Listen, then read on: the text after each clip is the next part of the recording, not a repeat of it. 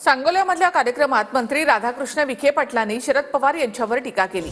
केवळ तुताऱ्या फुंकून दुष्काळ मिटत नाही असं विखे पाटील म्हणाले। विखे पाटलांच्या टीकेला शरद पवारांच्या राष्ट्रवादीकडून रोहित पवारांनी प्रत्युत्तर दिलं। दुष्काळ असताना टँकरनं पाणी कुणी पुरवलं हे जनतेला माहिती आहे असं रोहित पवार म्हणाले। आपल्या राज्यातले एक जाणते राजे त्यांनी आमच्या नगर जिल्ह्यात एकदा भाषण केलं होतं। आम्ही कुकडीचं पाणी ज्यावेळी नगरला आणायचं खाली दक्षिण भागेमध्ये, मग त्यांचं असं म्हणणं होतं की दुष्काळी भागाला पाणी देणं हे अजिबात व्यावहारिक नाही आहे, हे पाणी देणं परवडणारं नाही आहे असं म्हणणाऱ्या लोकांना महाराष्ट्राने किती वर्ष डोक्यावर घेतले। दुष्काळाच्या भागाला पाणी देणंच व्यावहारिक नाही असं त्यांना वाटत होतं। त्यांनी राज्याचं किती वर्ष नेतृत्व केलं हे मी सांगण्याची गरज नाही आहे। फक्त तुतऱ्या फुकून पाणी येत नाही,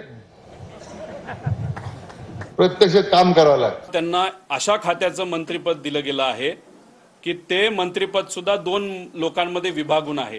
त्यामुळे थोडंसं त्यांना वाईट वाटत असावं आणि वाईट वाटत असताना काय करावं तर अशा पद्धतीने ते वक्तव्य करत असतील। जेव्हा दुष्काळ होता आणि ते पालकमंत्री अहिल्यानगरचे होते तेव्हा माझ्या मतदारसंघामध्ये सुद्धा सरकारकडनं प्यायला पाण्याचे टँकर दिले गेले नव्हते। आम्हाला व्यक्तिगत स्वतः खर्चातून त्या ठिकाणी टँकर द्यावे लागले। हे त्यांच्या जिल्ह्यातली परिस्थिती